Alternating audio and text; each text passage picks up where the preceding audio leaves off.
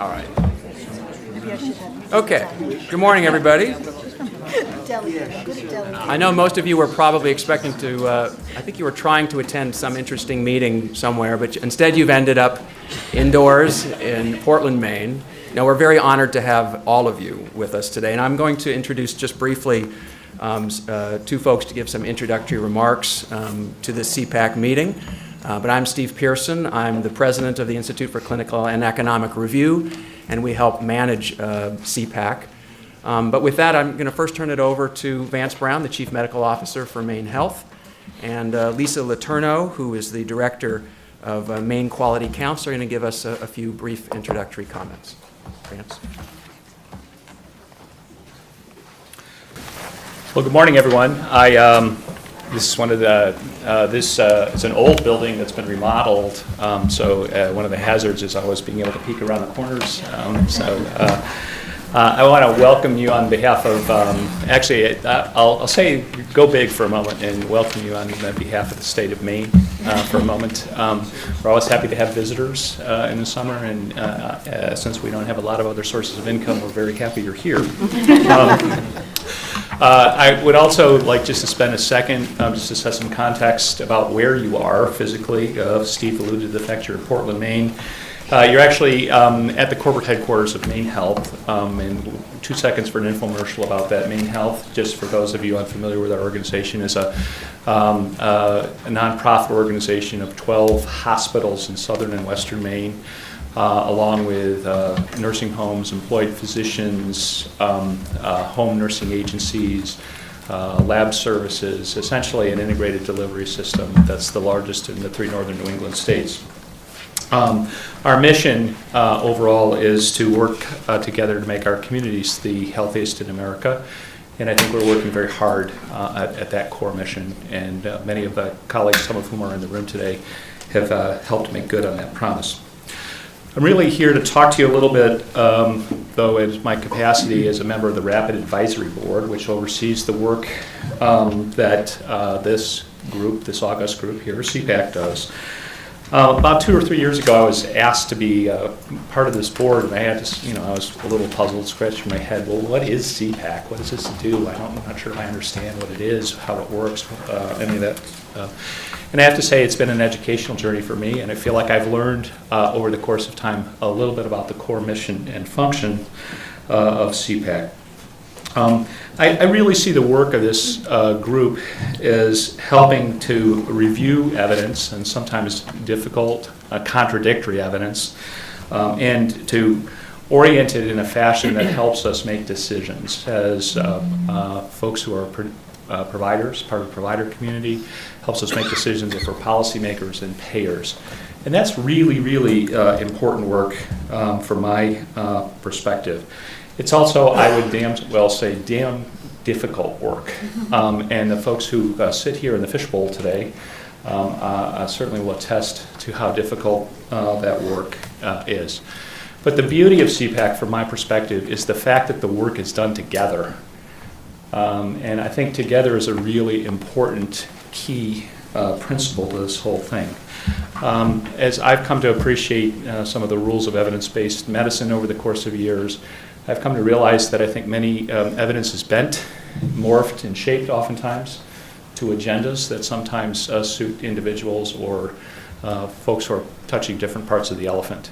And I think the work of this group is to actually describe the elephant as best as possible. I think for those of you who are visitors to this process today, as I've been on a couple of occasions, will discover that it is remarkably transparent, interesting, intellectually engaging, and of the highest quality discourse that we could potentially foster. This process is important, but action and actionability of this is ultimately very important as well. I have to say, one of the things that I think is entailed in my job is helping solve the problem of the last 10 yards of evidence-based practice. When I mean, we all talk about that, talk about the best rules, but actually translating that ultimately into clinical practice remains a very difficult task overall. I am continually impressed and challenged by the work of that, and that's the core work, I think, of our health system, along with the modern agenda of most health systems. Our work as we moved into this ACO era has been, this has really been reinforced for me overall.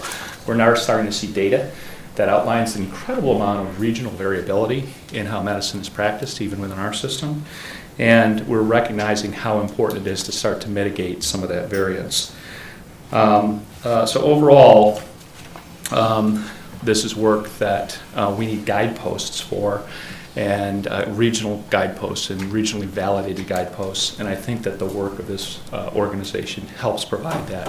It is really absolutely stone cold critical to our work moving forward.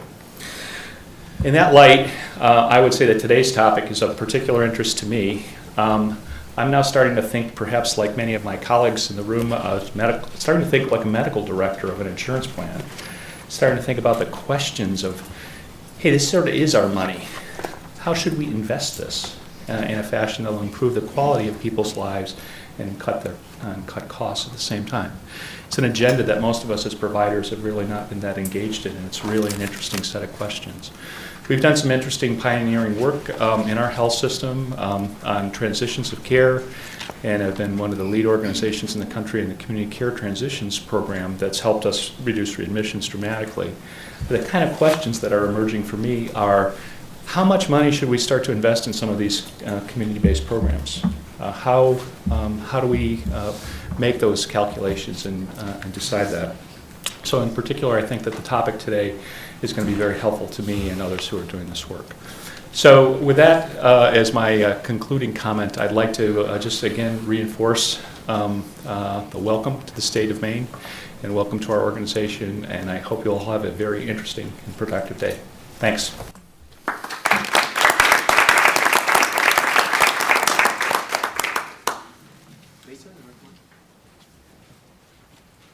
Thanks, Vance. Lisa?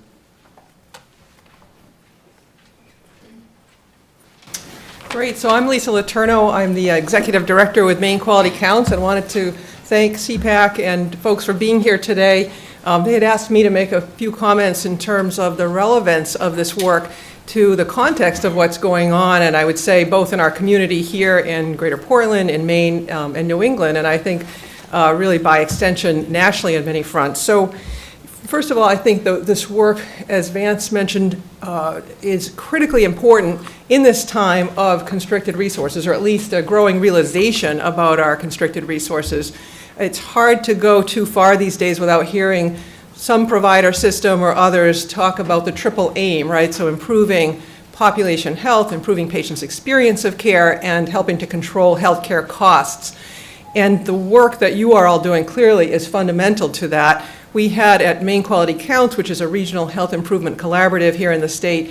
We're a very small organization, fairly early in our efforts still, but we held our statewide conference in April this year, focused on the theme of the triple aim, and had 800 people, over 800 people coming together at the state to talk about and learn about this theme of the triple aim and how we can truly help to achieve those goals. So in your efforts to support that, I think we just cannot appreciate enough how critical it is to have this kind of information.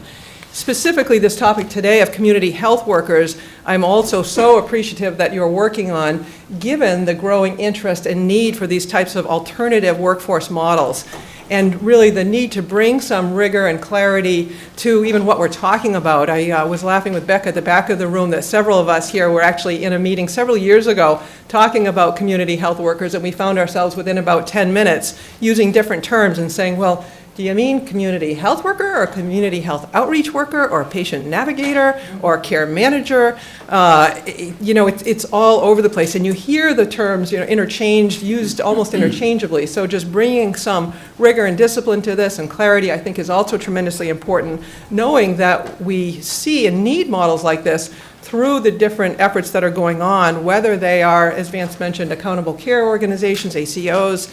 I'm involved in a multi-payer patient-centered medical home pilot in the state. We see a lot of interest in these models. We also have the state of Maine through the Medicaid program, MaineCare, promoting a health homes initiative, which similarly really looks to these kinds of community connections.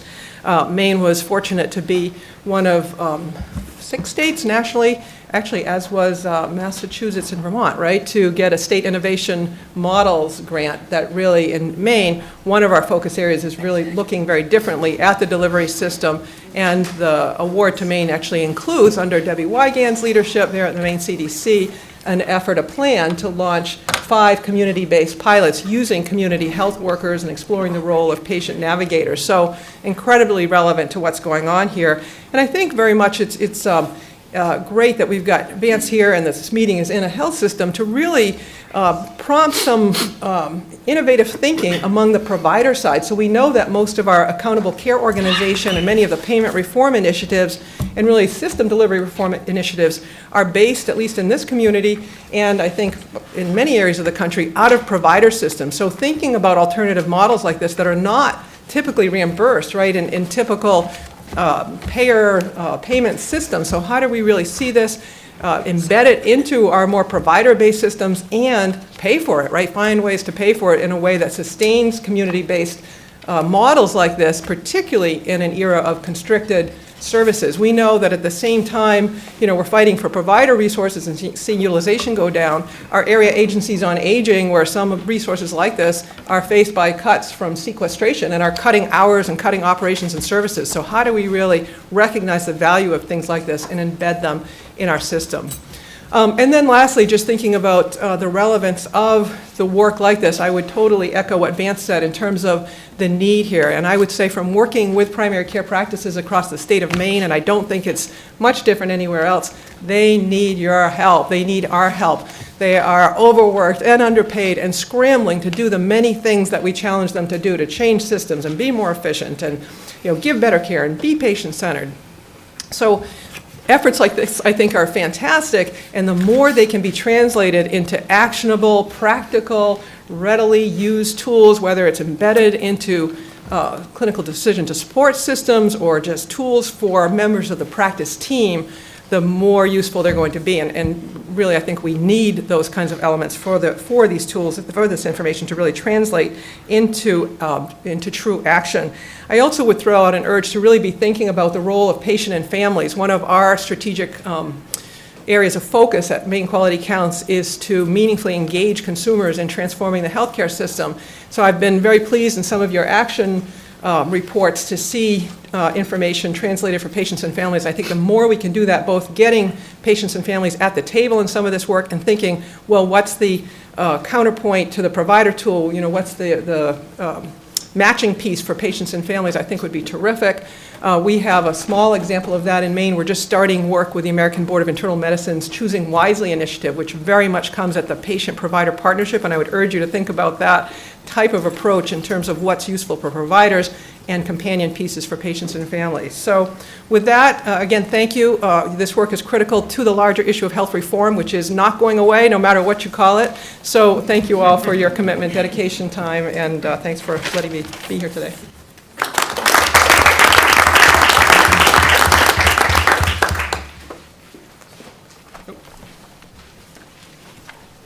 Thanks very much.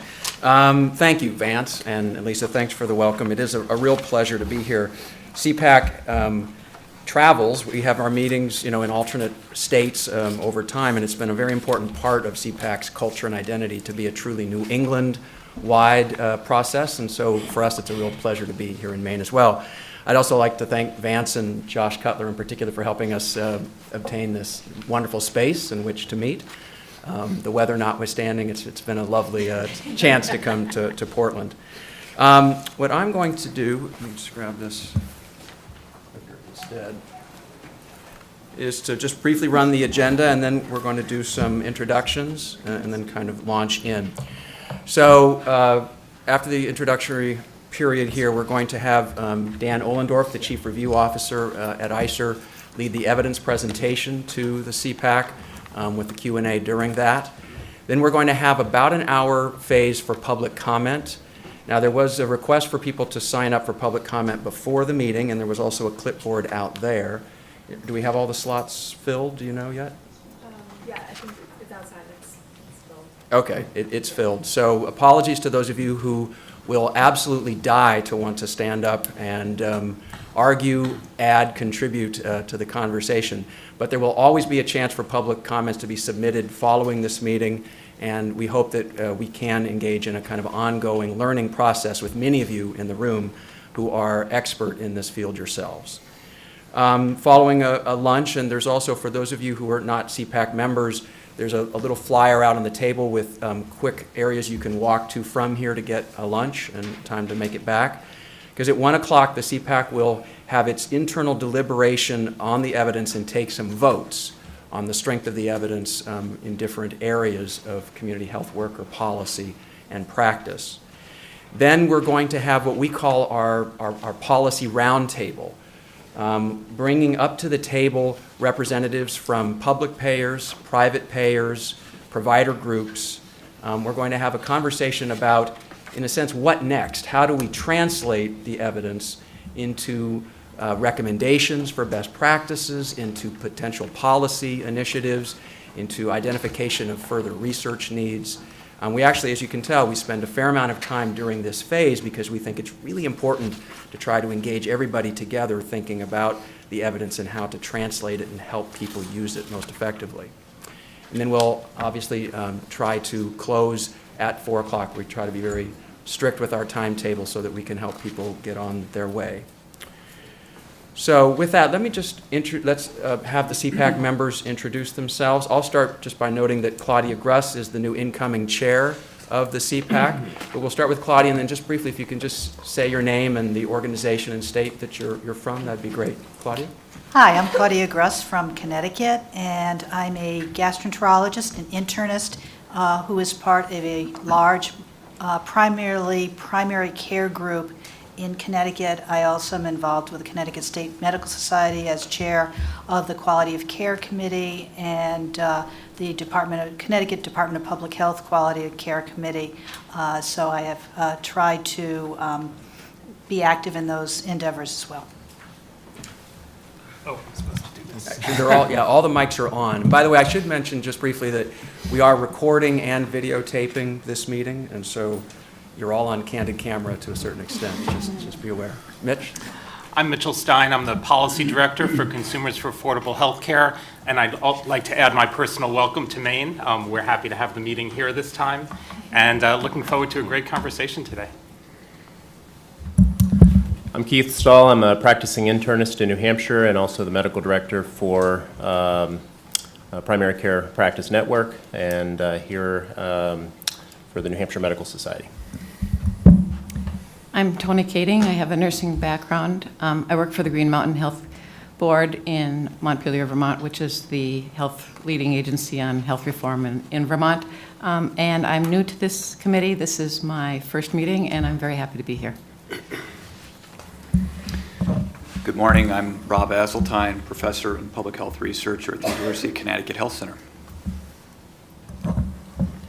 I'm Chris Jones, assistant professor of surgery and of economics at the University of Vermont, and I direct the Global Health Economics unit within something called the Center for Clinical and Translational Sciences. So I'm a health economist by training. I'm Felix Hernandez. I'm a cardiothoracic surgeon from Bangor, Maine, and I am medical director of surgical services and medical education at Eastern Maine Medical Center. I'm Ellen Andrews from the Connecticut Health Policy Project. We're a consumer advocacy and policy analysis organization, and my background is completely irrelevant. I'm Bill Taylor. I'm from Massachusetts. I'm a primary care physician at Beth Israel Deaconess, and I'm a medical educator running a residency program that's based at Brigham and Women's Hospital and Harvard Vanguard Medical Associates. And I'm Cy Jordan, and I work for a small foundation in the Medical Society in Vermont that's funded principally through philanthropy and then contracts with Tony's organization, the Green Mountain Care Board, which is the lead organization for healthcare reform. And one of the projects I'm working on is looking at core clinical services in rural areas, both inpatient and outpatient.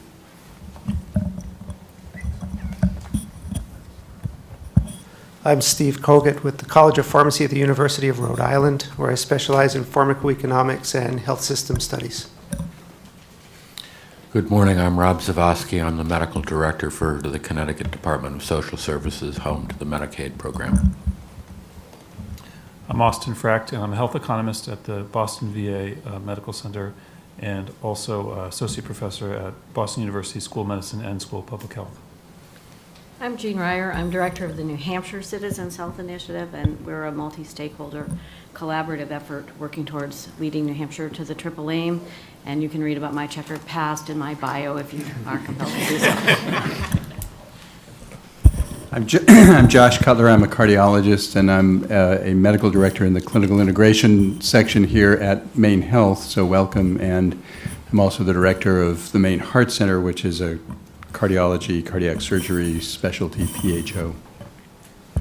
All right, thanks. And special welcome to our new CPAC members. It's a real privilege to have you join us. So just for 1 minute, I'd like to orient the CPAC members to your binder so that you know what's in front of you for this day. The red tab is the agenda and the list of names and bios. Behind the white tab, you have a copy of the slides that will be presented as part of the evidence review for you. The blue tab represents a few sheets that represents our attempt to most succinctly summarize the key studies and key points from our draft report that you will have read. So that's about 3 pages worth behind the blue tab for you. The orange tab, and we'll go over this also before we launch further, shows the questions that will be deliberated and voted upon later in the meeting so that you can always refer back to those.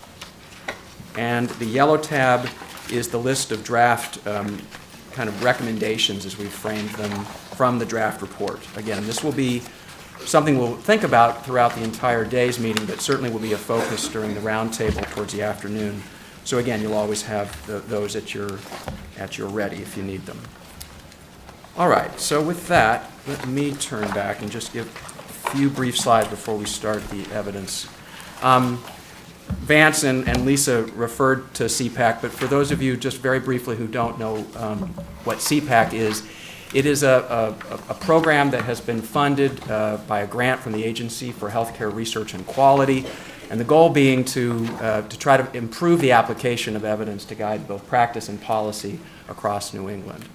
CPAC is structured as an independent body of practicing clinicians, most of whom, or almost all of whom, have a lot of experience in evidence review in some format, and public and patient representatives who help provide obviously important perspectives on evidence and how to apply it across New England. What CPAC does is to put out both votes on the evidence and also recommendations of various types. And again, they're meant to really support practice innovations through patient-clinician education, quality improvement efforts, and clinical guideline development. And for policymakers, it will hopefully help them in their determinations around coverage and reimbursement, other kinds of medical management policies, and even benefit design. So let's start with the question that I think Lisa is here to figure out, right? What is a community health worker? Anybody know? I'm putting this definition up. This was in our report. And I'm not going to promise you that at the end of today we will all leave this room with an exact verbatim script on what a community health worker is. That's part of the challenge here. And we recognize it. We think it's important to try to talk about this because a lot of the evidence involves different kinds of programs and workforces that intersect with some of these definitions, but it is somewhat of a movable feast, and it's hard to exactly nail it down. So some of the features here are that they assist individuals and communities to adopt healthy behaviors. I'm not going to read the whole thing, but just to point out that this is a different definition from the American Public Health Association, and you will find people who are passionately attached to one definition or another based on their view of where community health workers ideally should fit in the healthcare workforce, and that's, again, part of what we're here to talk about today. So let me briefly say that in addition to hopefully a wide-ranging conversation, we are going to have some questions that will be voted on. So just to help tee up for CPAC members in particular. And again, it's in your binder, but as we listen to the evidence and we engage in the conversation both this morning and this afternoon, here are some of the things that we'll also have you specifically do. We're going to vote on the effectiveness of community health workers and the components of those programs. And unlike the previous votes that CPACs have taken, which was usually kind of an up-down vote on whether the evidence was or wasn't adequate to demonstrate that something worked, we're going to have you vote on a scale of 1 to 5 how likely you think it is that a particular component of a community health worker approach, how important that is, how likely it is to contribute to improved health outcomes. So we're going to try, we worked hard on the best way to frame the votes so that you can contribute to people knowing, which parts are important perhaps or more important than others. So we're going to talk about training. We're going to talk about whether there are in-person home visits, the length of visits. Some of these may seem more important or less important to many of you, but these are aspects that we could glean from the literature that seem to be things that we could talk about. Patient participation incentives. We'll talk more about what that means. And specific matching of community health workers to the patient or family that they'll be working with. CPAC also represents a public experiment in trying to bring conversations about costs, trade-offs, and cost effectiveness into the public domain and to help people figure out how to incorporate that in decision making. So we will ask CPAC to vote on whether the budget impact analysis that, again, Dan Ohlendorf will describe, suggests that community health worker programs of a specific type represent a high value, a reasonable value, or a low value to the healthcare system. Lots of details to come on these.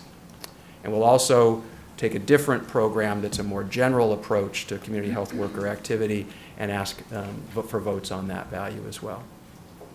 All right, I know this will probably raise more questions than I've answered, but at least, again, you know what some of the votes will be, and we hope that some of obviously that the evidence presentation will help you get some background for these votes, but obviously we always learn as we go. So with that, I'm going to transition and let Dan come up. We have about an hour for the presentation and the conversation. Okay. All set? Okay. So I should probably change my name to Bruce Wayne, I guess. I have all this hardware on my belt now. But we'll see if I end up doing a heroic presentation. So Steve mentioned that the voting questions are certainly different than CPAC has had to consider before. And because of the type of intervention we were looking at in this particular analysis, we've had to structure the report differently than we've done in the past as well. So what we're going to do is talk through the evidence that's in the report. And just to give you an outline of what we're going to go over, we'll be talking about some important points and statistics on the current status of community health workers in New England, state by state. We'll talk in some detail about a survey that we developed and conducted using some previous surveys as an initial source, but really to try to get a handle on what's going on with community health workers in New England. And then we'll talk about the evidence on effectiveness, and that comes from both an Agency for Healthcare Research and Quality Review that was conducted published in 2009, and a supplemental analysis and literature review that we did as well.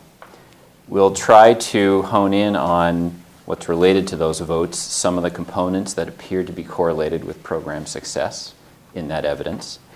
We'll talk about our budget impact analysis as well as published evidence on the economic impact of CHW programs. And so that'll be the tail end of what I'm going to talk about. And I know this is a very shy group, so please ask questions whenever you need to. So we'll talk in some detail now about CHW status in each state. So in Massachusetts, this is one of the states in the region that has a community health worker professional association, in fact, the longest standing in the region. So the Massachusetts Association of Community Health Workers was established in 2000, has been very active on both local levels and on national levels. In 2009, the Department of Public Health in the state commissioned and produced a report on community health workers' status and needs in New England. And based on the results in part of that report and recommendations, I think there were 34 distinct recommendations for how to create a viable and sustain a viable CHW workforce in the state. A board of certification was then commissioned by the state in 2012. So the Community Health Worker Association has a seat on that board. Other state agencies and other individuals do as well. And this was really established to start the process of developing statewide certification and training requirements. And they created a 5-year time horizon for themselves to do this. And I think actually the board was created in 2011, but they started meeting in 2012. And as you're all aware, the state has also undergone some health reform legislation, first in 2006 for universal coverage, and then later on in 2011, 2012 to try to bring around payment reform as well. So the global payment reform legislation that was passed in the state includes a formal role for community health workers as part of care teams. Rhode Island is also a state that has an established Community Health Worker Professional Association, and this association has been very active statewide in developing training modules and conferences for continuing education. At this point, formal training and certification is not yet required for community health workers in the state, but the Department of Health in the state has recognized formally community health workers as part of healthcare teams in any new initiatives and funding opportunities that come through the State Department. So in terms of other states, this is a little bit different than what's in the report because we found out after publishing the draft report that there is a brand new professional association of community health workers in Connecticut. The development of those associations is still pending in other states in the region, however. The other 4 states also do not have formal requirements for certification or training as of yet, but there's a fair number of localized efforts to develop and sustain the community health worker workforce through patient-centered medical home initiatives or ACOs, accountable care organizations, through federally qualified health centers, area health education centers, and other community-based organizations and initiatives. Okay, so turning to the results of the ICER survey, and as I alluded to before, this is a survey that we developed in part based on questions that were posed in prior surveys conducted by the Federal Health Resources Services Administration, as well as the University of Utah and other organizations. We also built in some other questions based on informal conversations that we had with a number of individuals throughout the region. We invited a total of 184, and I'm trying to recall all of the steps we took to identify these invitees. We certainly had referrals through some of those informal conversations. We also did internet searches to identify individuals who were in community health worker roles or organizations that supported community health workers. And the HRSA, the Health Resources Services Administration, has a list of community health centers that we used as a source as well. So SJ's nodding. I think I got them all. Okay. So of those 184 invitees, we had 23 respondents. The instrument was 25 items in length. A good chunk of the respondents were from Massachusetts, and most of the respondents were from provider organizations, so hospitals, health centers, and some type of integrated health system like a PCMH or ACO. Most of these organizations told us that they recruited their community health workers through advertisements or postings at community centers within the communities they wanted to serve. And most of the programs that were in place were based on some published or widespread intervention model. So the PACT model that has come out of Boston, the City College of San Francisco Capacitation Center model were 2 examples that were given. So in terms of some of the attributes that we asked about for the workforce specifically, we asked if community health workers were matched, what sorts of attributes were considered. And as you can see, most commonly community health workers were matched to patients based on language, on race and/or ethnicity, and whether that individual was a member of the same community as the population they were intended to serve. This was very similar to what we found in some of these other surveys that are also summarized in our report.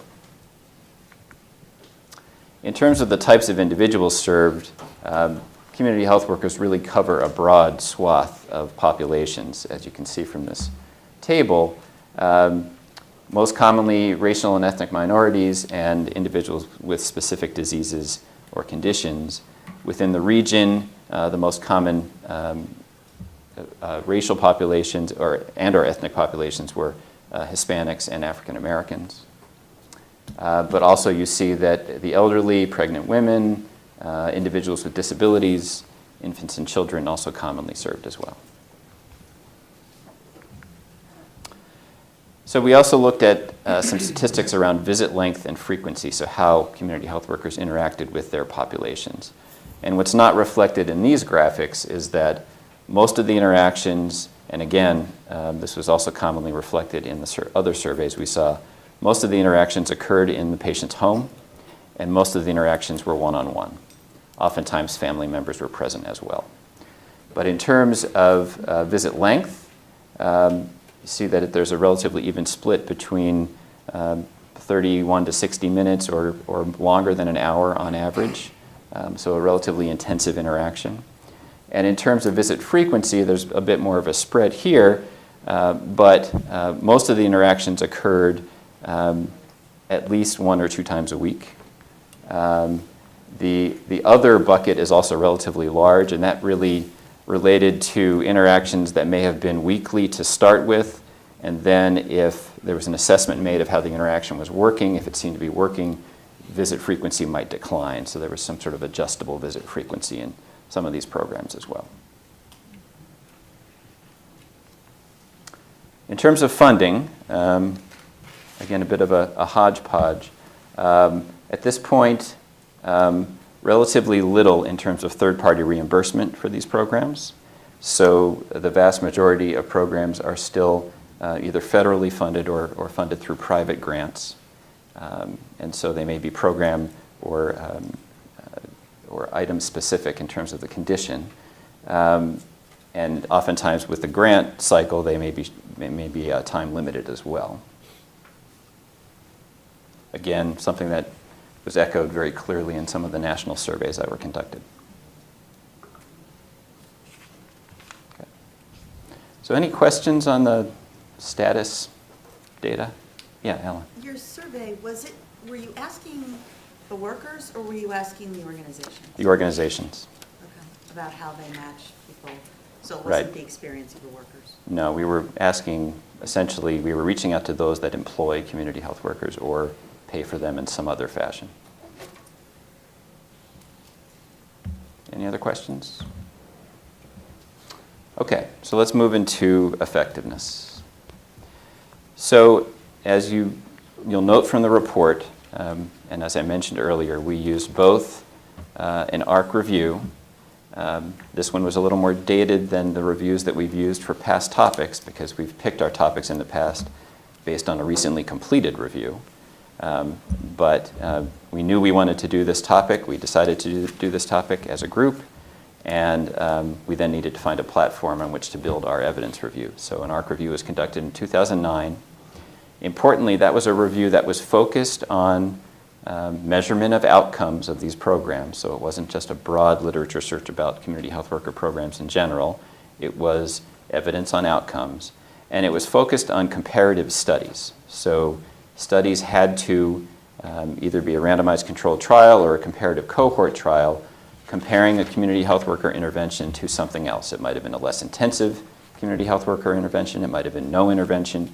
It could have been an intervention of some other design, a nurse-led intervention, for example. So, so there was a comparison that was a requirement for this report. So this report did not include studies that may have evaluated community health worker interventions on a program evaluation platform. So there are no studies in this review, nor in our updated review, looking at a pre-post evaluation of a community health worker program in isolation. There had to be a comparator. Okay. So of that review, I believe, identified 53 studies in total. We focused on those studies that were rated good or fair quality, as systematic reviewers often do. And so there were 29 studies from the ARC review that were included in our set. And to that 29, we added 17 additional studies that were identified since the publication of the ARC review. So we used the same search criteria and entry criteria for studies, and we found 17 more recently published studies. So the major foci of these studies were on chronic disease management, cancer screening, and maternal and/or child health issues. So we presented the results in tabular form. And so what you see here is the clinical area of focus, the number of studies, good or fair quality studies that we identified, and the number of studies with at least one positive outcome. So one thing to consider is when we talk about positive outcome here, we decided to focus exclusively on some positive quote-unquote clinical outcome. So this could have been improvements in objective clinical measures like glycosylated hemoglobin, HbA1c, I should have just said that, or improvements in symptoms, either patient-reported or clinician-reported. We also looked at measures of adherence, so improved adherence to screening or to medication, but we did not include studies that exclusively measured only patient satisfaction or greater awareness of their condition. We decided to focus on more objective clinical outcomes. So, Dan, when you said clinical under asthma, you include in that utilization. So if there's decreased utilization of services, that is yes, as well yeah, as a so, clinical outcome. So both increase in appropriate care and decrease in unscheduled or potentially inappropriate care. Yes, those are both included as well. Mitchell. Was there information on programs that focused on people with multiple chronic conditions as Yes. opposed to just isolated? Yes, so in our report there are sections that are divided into discrete clinical areas, and there's also sort of a grab bag section that looks at multiple conditions. That was also the case with cancer screening as well. In some cases they were focused on multiple types of cancer. So you see that for most of these clinical areas in terms of chronic disease, the majority of studies were positive. The one disclaimer that from a systematic review standpoint we always need to discuss is the possible specter of publication bias here, that especially when you have small localized programs that may be reported on by a single investigator or investigative site, you have a propensity to publish positive studies over negative studies. And so that's something to always consider when you think about this. Okay. But you'll see some of the outcome examples here. So for diabetes, improvements in HbA1c and or dietary changes. For asthma, as Mitchell noted, reduced use of urgent care services, fewer activity limitations. So those are the kinds of findings we see. Austin. So by a positive study, I'm assuming you mean a study that reveals one thing that you call positive. Then they may have many measures and many outcomes, but at least one is positive. Right. So this is a bit of an arbitrary unit, but I just want to It is, understand but by and large, the positive outcome that led to its being called a positive study was the primary endpoint. So that would be important. Yeah. Yeah, I should have been more clear about that. Most of the changes were not only statistically significant, but probably met some threshold for clinical significance as well. So improvements of at least 10 to 15%, for example, in many of the objective measures. Robert, you had a question too? Two questions. One was, do any of the studies look at positive outcomes from the patient point of view? And second, do any of these studies look at chronic illness where the chronic illness is severe and persistent? So in terms of patient point of view, yes, there were some measures. So for example, asthma symptoms were often self-reported. These could have been patient and or caregiver reported outcomes.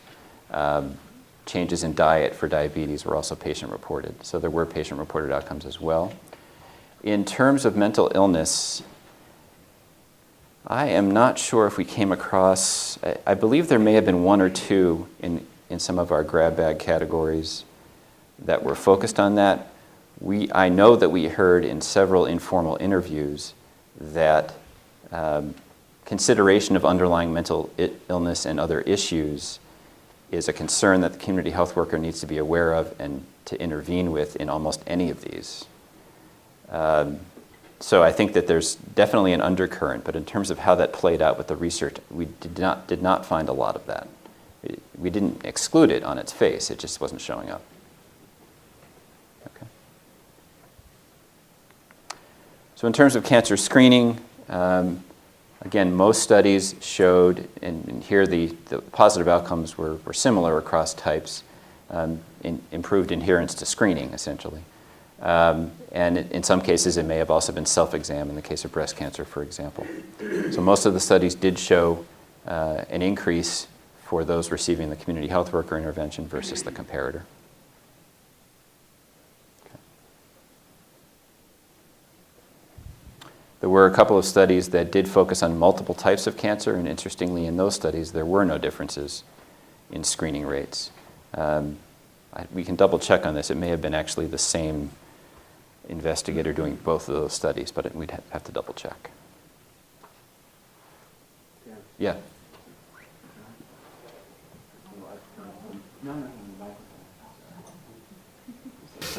So I just wanted to come back to actually the question that Rob asked earlier, because I think it's going to be an important part of the conversation this afternoon.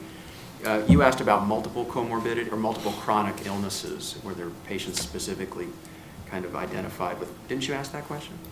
Somebody else. No? That was one of your questions. Mitchell. Sorry. Anyway, it was a good question, and because Dan, I went back and at least through our report, there are no programs described that we're not targeting a specific single condition that I could find mentioned. So I was trying to remember, in the screening, there are multiple screening, but as far as the chronic diseases, there was diabetes, hypertension, HIV, tuberculosis, but all framed, at least as far as the published literature, as single disease targets.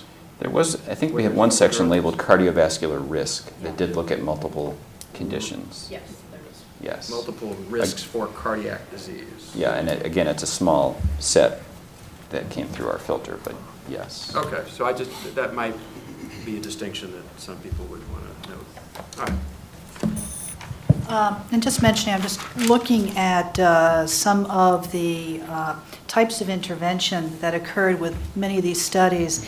And one thing that I think we should bring up is at least looking at, especially the cancer screening, many of these studies were not the one-on-one interview. Some of these were done by phone interventions as opposed to direct patient to care worker studies. So it looks like there is, when we look at these positive studies or negative studies, that there is a grab bag of types of interventions that were initiated with these studies and utilized for these programs.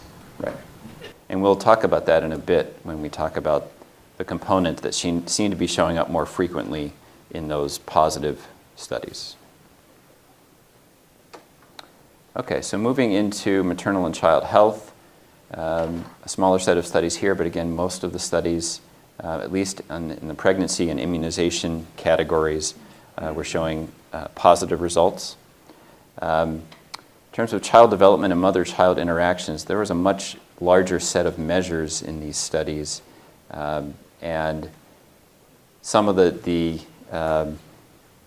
measures, I guess, were a little bit distal, if for lack of a better term. So relatively short duration follow-up, but yet a desire to try to measure something like improvements in motor development over the short term. So that may have been a reason why there were fewer positive studies in that particular area. So in total, when we looked at both clinical health outcomes and or utilization, and again, this could be increase in appropriate utilization or reduction in unscheduled utilization, we found that most of the studies in our set had reported positive impacts for each of these types of measures. Again, keep that publication bias filter in mind when you're thinking through that, but that most of the reported studies did show a positive impact.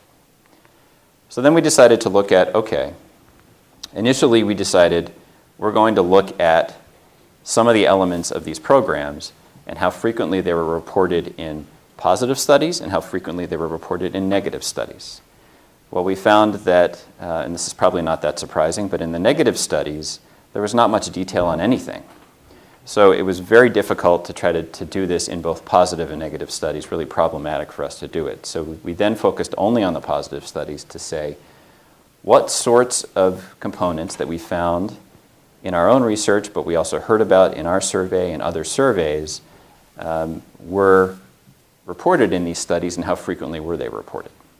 So you see that I've highlighted some areas in yellow, that certainly the matching components, and again, these were the most frequently reported types of matching conditions that came out of our survey and others, that some element of matching was reported in almost all of the positive studies.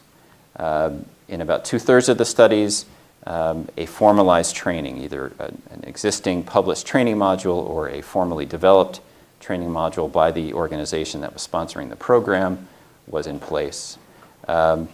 Interestingly, we did hear something in our informal interview process that patient incentives do not necessarily need to be in place to have a successful program, but in all of our positive studies that reported on this, we found some sort of patient financial incentive, and this could have been payment, gift cards, free transportation, free supplies, some sort of incentive to participate. Now,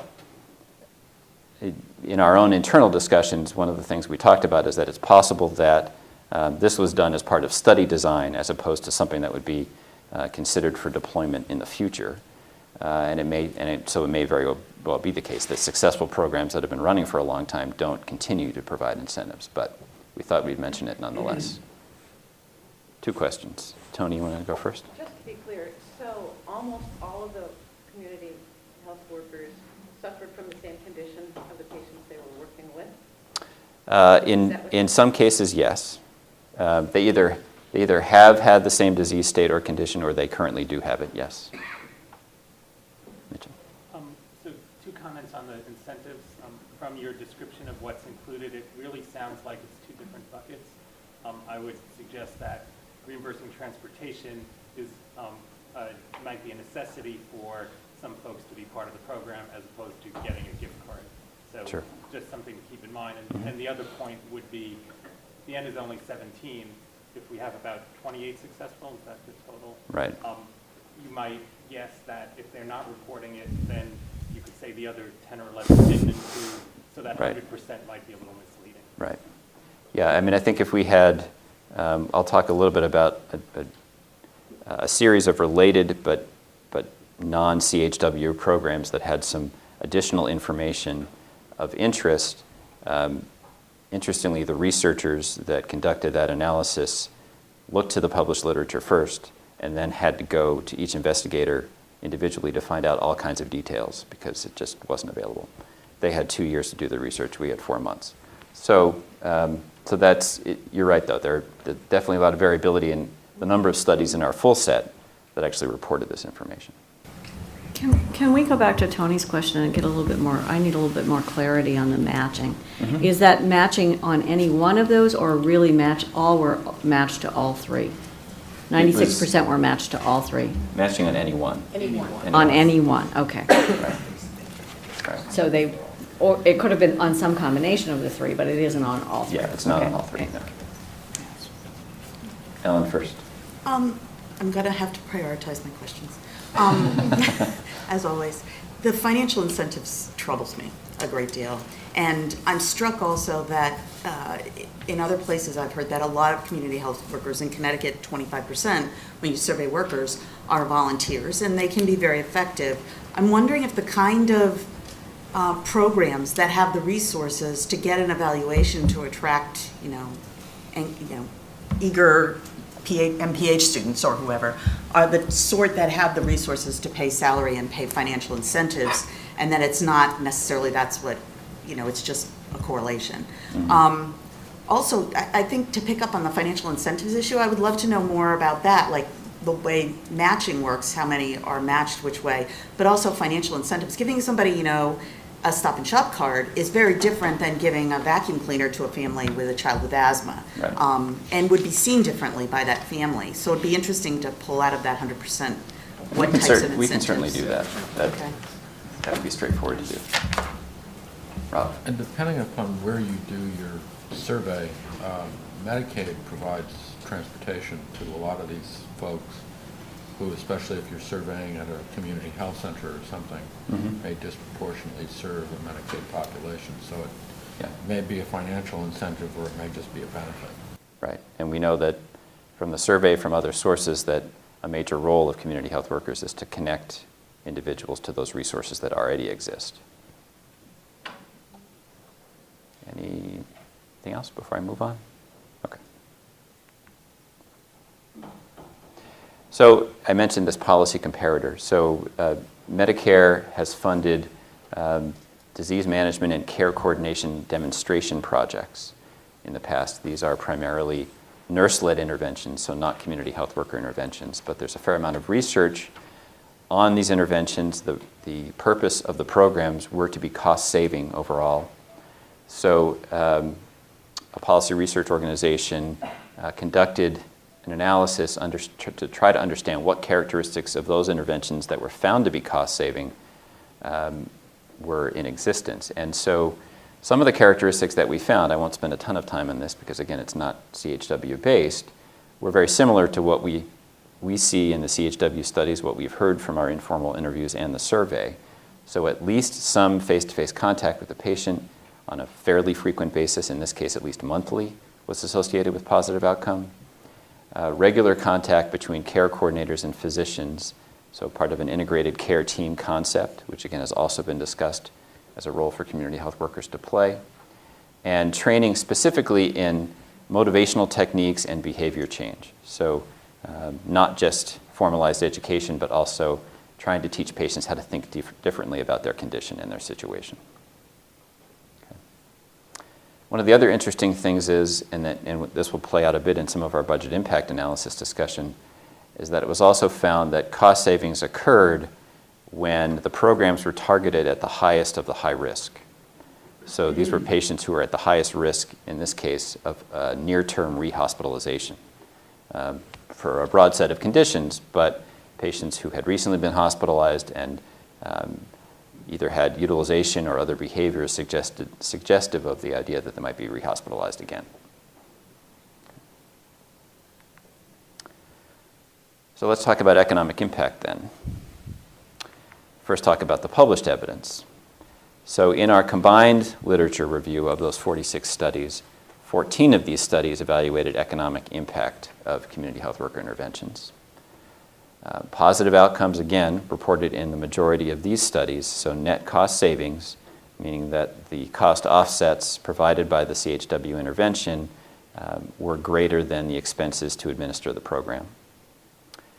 The two exceptions were studies that focused on screening or medication adherence. So not surprising because these studies were focused on an increase in appropriate utilization. So by several other measures, they may have been shown to be cost effective. They weren't cost saving because they were trying to get patients to get more health services than they were currently getting. Okay. One thing we did find, however, is that those studies that did report on economic impact often lacked a lot of detail on the components of the cost of the program, and even in some cases, how cost savings were calculated. So that was a challenge for us in terms of trying to find a basis for our own budgetary impact analysis. But we did find a few. So this, just to kind of couch this in certain terms, this was an exploratory population-based analysis to try to estimate what the regional impact might be in terms of community health worker programs focused on a high-need population. So we were looking at the regional Medicaid population.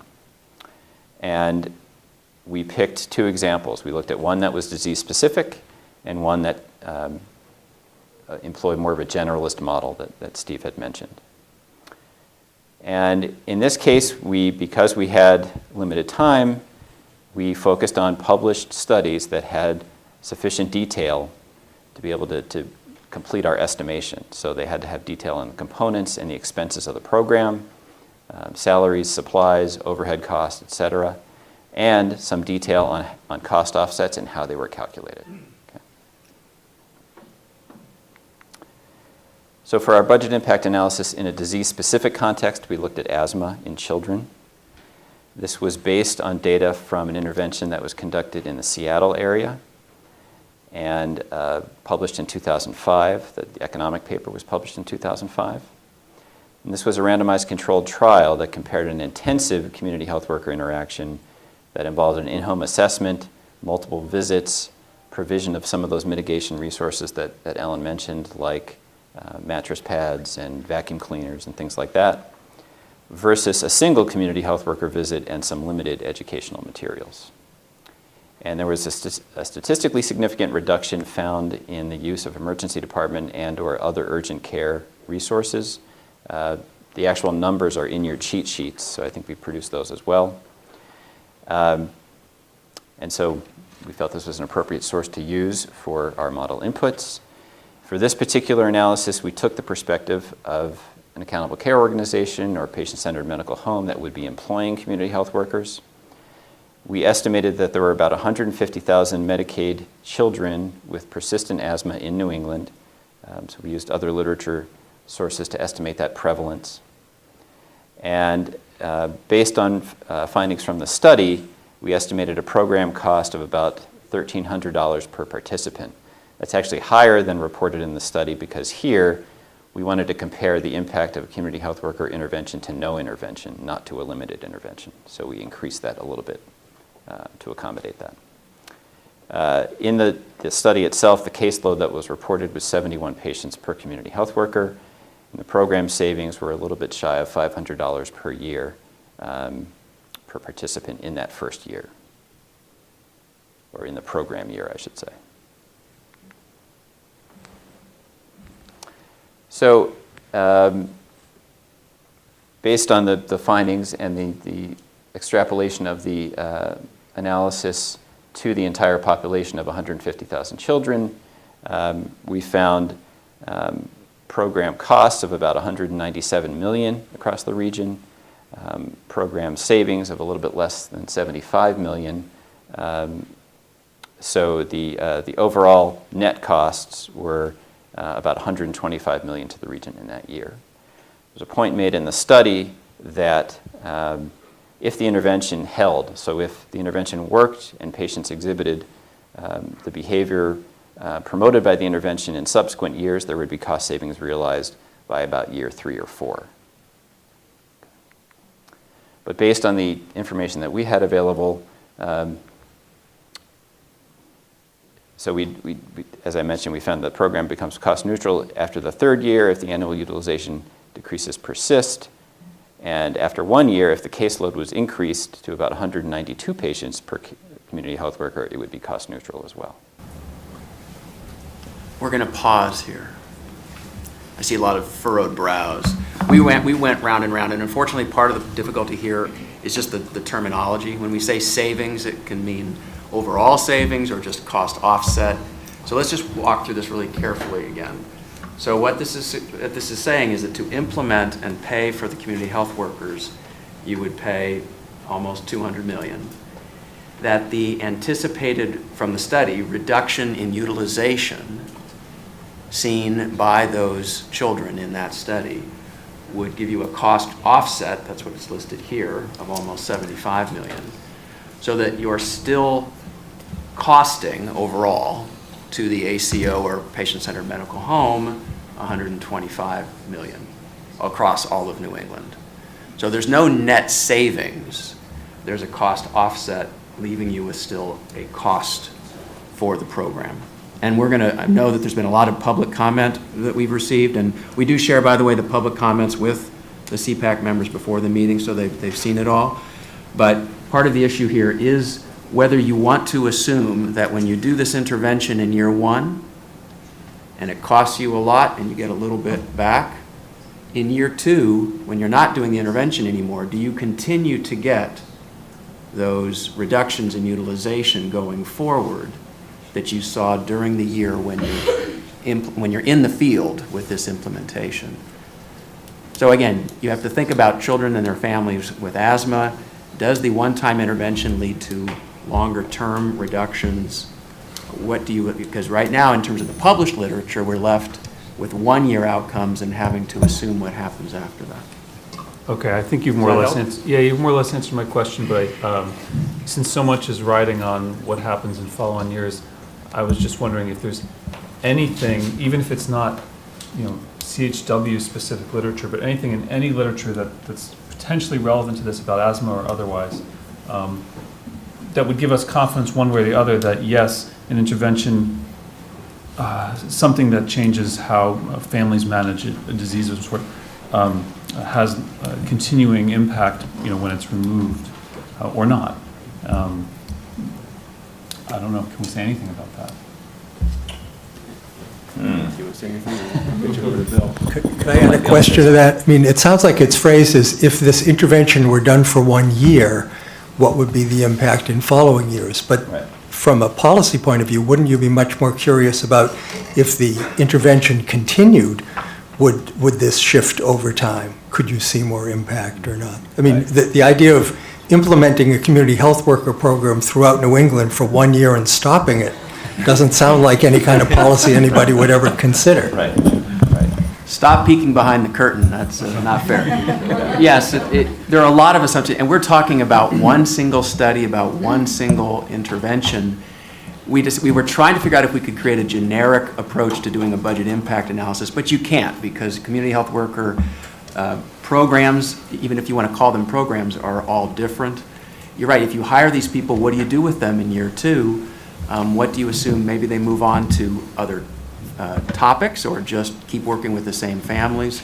These are all partly literature problems, but also very important implementation questions, and I'm sure we'll have some conversation with the roundtable about and others. So Dan, as noted in the public comments, there are studies that suggest that asthma-related programs can be cost-saving during the program year, that overall cost savings would be realized, meaning those offsets would be greater than program costs. The problem that we had was that we didn't have enough detail in those studies to be able to use those to estimate what we were talking about here. So in the study that you're using, the Seattle-King County study that you're using, and then you try to apply to New England, they were just looking at utilization in the intervention versus the people that didn't get as much community health intervention. The high intensity versus low intensity groups. Did they have economic an aspect to their study? I don't remember when. The Krieger study? Oh, yeah. That's what we used to. Yeah, so every 2 months there was information recorded on healthcare utilization. That was then combined with different, in fact, they had a couple of different sources of cost estimates to understand what the economic impact would be. So reductions in use of emergency department, what would that translate into in terms of cost? Reductions in the use of urgent clinic visits, et cetera. And what did they find? What I don't remember from what you gave us, the pre-reading, what would their chart look like? The Krieger study? Yeah. Well, this is the Krieger data applied essentially to the New England Medicaid pediatric population. So in the Seattle population, this is what they found. And then we're just extrapolating it. The conclusion in that study by the authors was that if the benefits of the program persisted, even after the program was over, the net cost savings would be realized after 3 years. So what we're trying to isolate here is the impact of the community health worker intervention, not specifically the disease-related interventions for asthma care, right? So that's what we're trying to figure out. And I struggled with this because I at one point we have a comment from one of our experts that we're talking about a workforce, not an intervention. I'm a little bit skitsy on this. I feel like we're talking about both, and I'm having a hard time teasing them apart in my mind. This is helpful. The Krieger study that this is based upon used just the persistent asthma, the higher risk patient. How do you limit it to just that patient, that group of patients in Medicaid? So how did we come up with our estimate? Well, I guess the point is I don't think you can limit it that way in Medicaid, so I'm not sure how valid this would be in Medicaid. Well, I know that it's not necessarily only relevant to asthma, but other studies that have used Medicaid as the platform for analysis have looked at prior claims data. So in this case, it might be 2 or more ED visits for an asthma exacerbation in 6 months. That might be a proxy for persistent and potentially for uncontrolled persistent asthma. Yeah, my concern with a lot of the studies is that they select the higher risk patients, the higher cost patients, but in Medicaid, you can't. You have to make a service if it's available to anybody. Right. So theoretically, you could provide. You're required to provide this asthma intervention to your hypertensive, whether they have asthma or not. And so your cost estimates have to take that into consideration. Yeah, I've got a follow-up just to that, if I may just dovetail it. So typically we would look at comparators being to least costly alternative as opposed to just to no intervention, and that would dampen some of the cost offsets. So maybe a sensitivity analysis might be appropriate here to see under what circumstances would these fluctuate. And on the question of sustained and maintained effectiveness and cost effectiveness, if you have to provide the service, I don't know that it's so valuable to kind of consider what would happen if it just stopped and to make the assumption that somehow there would be a long-term benefit. In fact, there would be a complexity of small benefits and large disbenefits. Yeah, we initially had actually played this out over multiple years, but the graph just wasn't ending up being very informative. Savings did increase, but so did costs, because you're going, even with discounting, you're going year over year. I think I'm pretty uncomfortable with the idea of extrapolating the benefit for 3 years when you do an intervention in 1 year without considering possible recidivism rates of treatments or changes in behavior, especially in a pediatric population. I think we're sort of considering fantasy here. Just one point I wanted to make to one of Chris's comments that I forgot about. I guess I'm not sure what we might think about for least costly alternative with this type of intervention. If this is an intervention specifically designed to try to improve the outcomes of a certain high-risk population, there may not have been another intervention available. Maybe providing just the intervention or some very downscaled aspect of the intervention only to the high-intensity patients, something along those lines. Like providing the mitigation resources, but not necessarily the CHW interaction or something like that. Yeah, I have a question and a comment. The question is, as a health economist who has not done any work, anything like this, I don't know how to interpret an increase in caseload to 192. I don't know if that's a ridiculously high number or a realistic number. So I'd welcome anybody to comment on that. And so that's more or less my question. My comment is that, and I'm sure you guys struggled with this, you're basically forced by the literature to focus on, I think, 2 different papers that provide enough information to do an analysis, which is a really not representative sample of all that community health workers could or might do in terms of cost. Right. However, in a setting like this, we're going to be shown one and then another large graphics like this. They have disproportionate impact. These 2 papers are going to really drive, unless we have a really good discussion about it, really drive how we think about community health workers in terms of cost.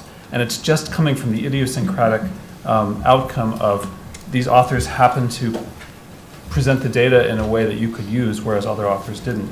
And so, are they representative or not? We have no idea. And this is just asthma. Yeah.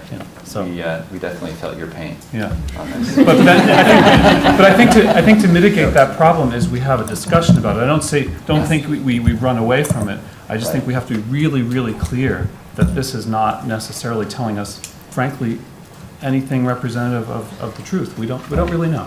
And I don't think, so the 192 is certainly not outside the boundary of what a community health worker caseload could be. It really does, it depends on the program, the intervention, the conditions that are of focus. But we've seen reported caseloads that have been anywhere from 50 to 250 patients per community health worker. Okay, that's useful. Thank you. So I wanted to build on what Austin said in terms of other factors that we don't have here that we might want to keep in mind as we go forward.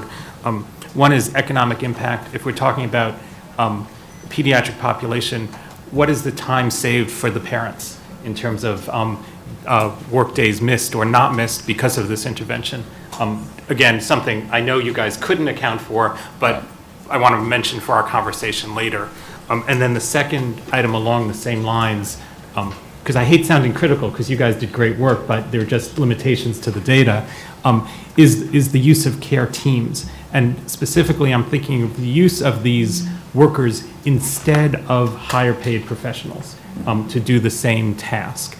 And that savings, again, is something that I don't think we can account for, but we want to keep in mind as we consider the options. So. Yeah, I'd like to add a follow-up of wish we knew in terms of economic impact is impact on school performance, either immediately or downstream for kids in early childhood. Can I ask a question that I hope we do know the answer to? The 75 million in savings, or maybe 74. What percent is that? Are we spending 75 billion on those 150,000 kids, or 750 million? So that's a 10% reduction. That's really impressive. Even if we had to pay a little more than the 10% to get it, that means a lot of kids not going to the ED. But if that's a minor blip, then I'm not as impressed. Yeah, I mean, and I think for context, we could certainly obtain estimates of what, in a Medicaid population, what the annual cost to treat children with persistent asthma is. That would actually set some good context for this.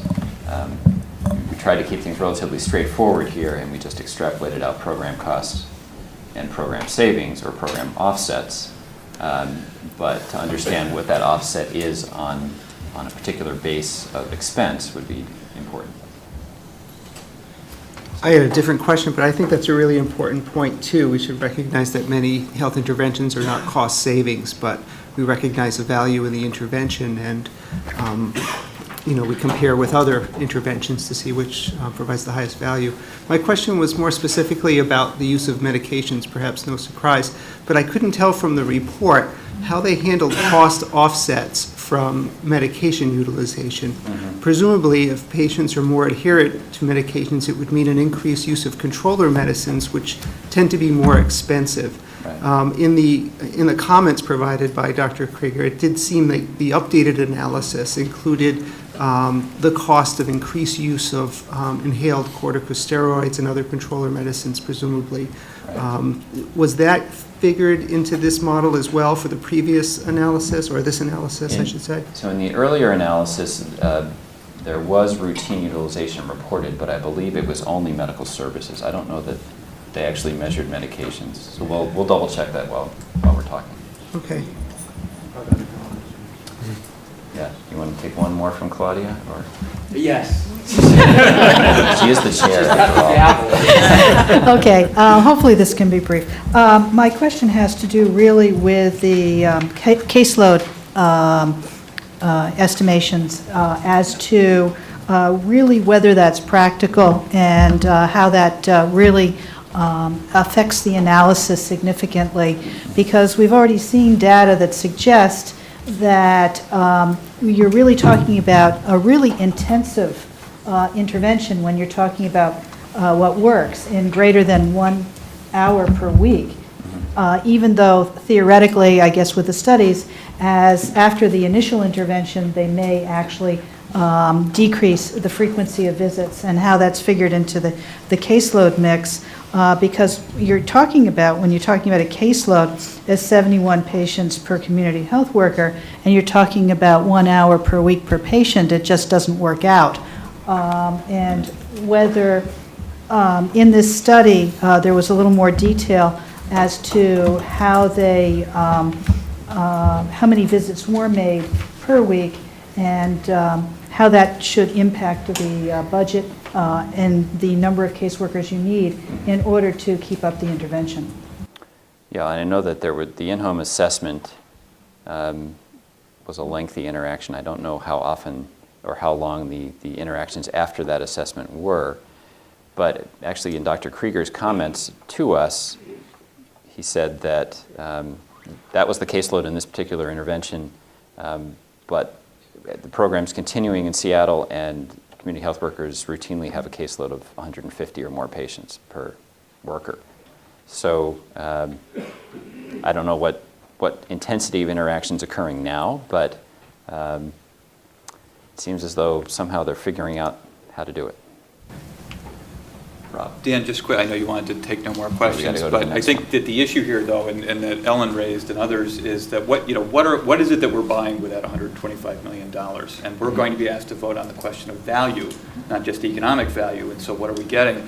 But there is some data from Krieger that addresses the question Jean raised about, for example, school outcomes. There was no differences in groups in the Krieger study between the number of days of school missed or work days missed. And there were no significant differences between groups in the number of symptoms. So we really have something that looks like a fairly minimal clinical impact, a minimal social impact, and some quantifiable cost offsets in terms of urgent care. But beyond that, we're, I think from a standpoint of value, we have some very limited evidence. Yeah. How about, we'll bring back to before we take the vote on value, why don't we bring back to you some more specifics on the clinical and other effects of the Krieger program so that you can look at the costs in balance. I think it's a good point. And we'll take a look at the newer study too for that as well. Okay. So let's move on to the next analysis, and this was focused on a high-risk population. So this was based on a study looking at a managed Medicaid population in New Mexico.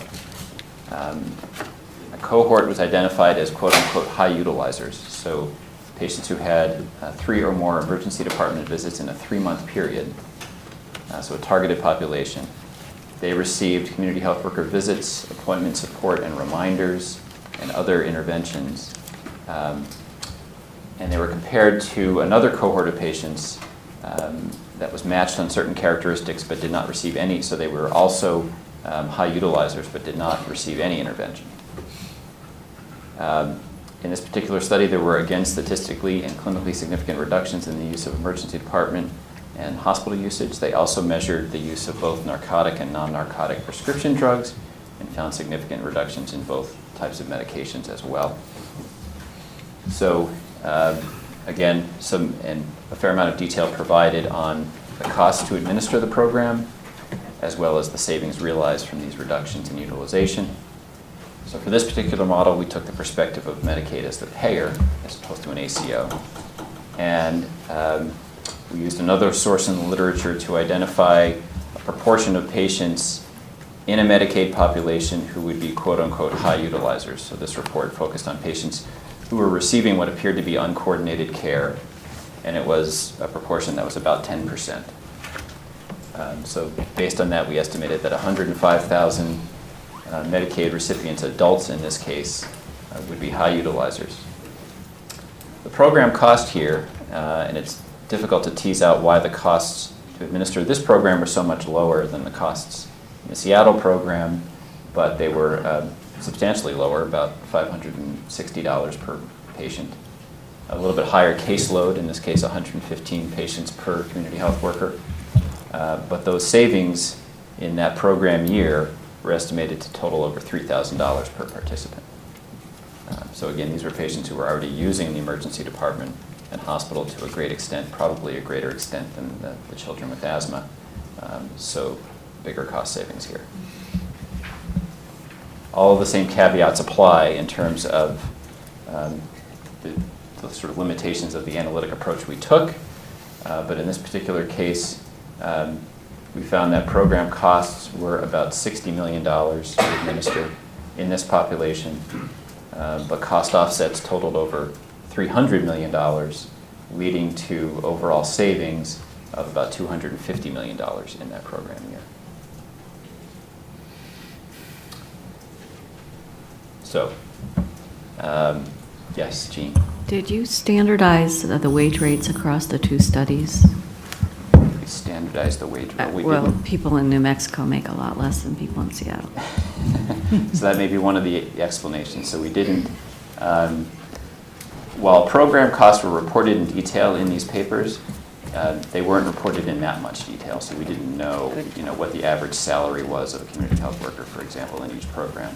But it's probably fair to say that based on cost of living concerns and other issues, that the expenses to administer that program were less in New Mexico than in Seattle.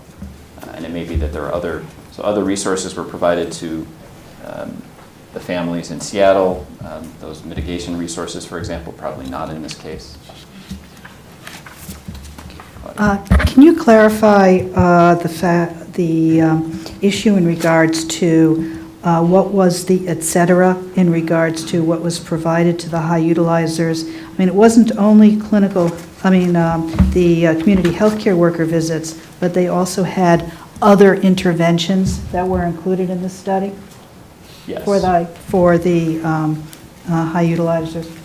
Jen, it's probably in our report. I don't know if you need to find the paper. It's probably in the report. We can provide those details.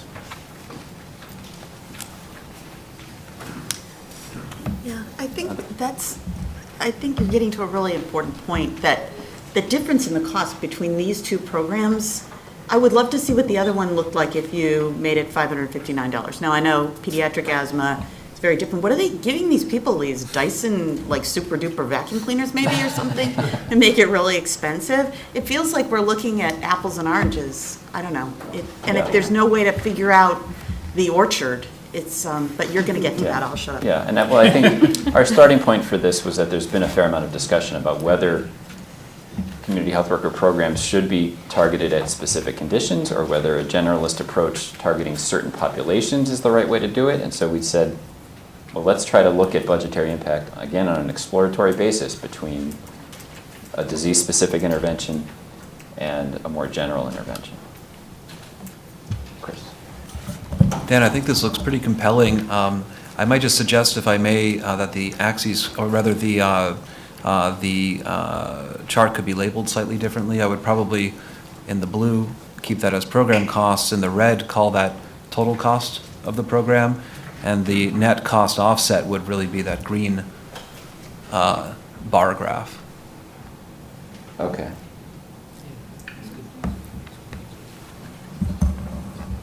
But it looks very good and compelling. Okay, so I'm just trying to think through that. Or possibly another way to do it would be to have the offsets show up as negatives. Right. Right. Yeah. Okay. Yeah. Any other questions? So just to talk a little bit about the public comments we did receive, and I know that we've already alluded to some of them. We're going to talk in general, and these have been provided, not in the binder, but in an email, right? So you've got to have an email version of this. So we've got a lot of comments about, and I know that Steve mentioned this in the very beginning, what defines a community health worker, what defines the roles of a community health worker, how are those roles distributed between provision of resources that help the healthcare situation of the individual versus other related but non-healthcare involved situations. We also got a lot of comments on the budget impact analysis, a lot more on the asthma analysis than on the high-risk analysis. Again, there are other studies that do provide information that suggest overall cost savings for certain programs, but again, not a lot of detail available to us to do the analysis. But in other cases, again, benefits that have been measured in some of these studies extend beyond some of the direct healthcare estimates that we looked at. So we've been pointed to other sources of data to consider as well. And I think it might have been Ellen, I'm not sure. Someone mentioned that it may be important to think about community health workers as part of an integrated care team as opposed to an intervention in and of themselves. That integrated care teams with community health workers may perform differently than integrated health care teams with either without those workers or with other workers filling the same sort of role. And I already alluded to this, but to also think about measuring the potential benefit of community health workers outside of those discrete clinical endpoints that most of these studies focused on. I know that in one of our informal conversations, for example, an individual who had spent a long time as a community health worker herself commented on the fact that she felt in dealing with the diabetic patient, for example, her role was much more valuable when she was interceding with the utility company to keep the electricity on, to keep the insulin refrigerated, than in actually educating the patient about when and how often to take their insulin. So those measures that really are not easily quantified should be considered as well.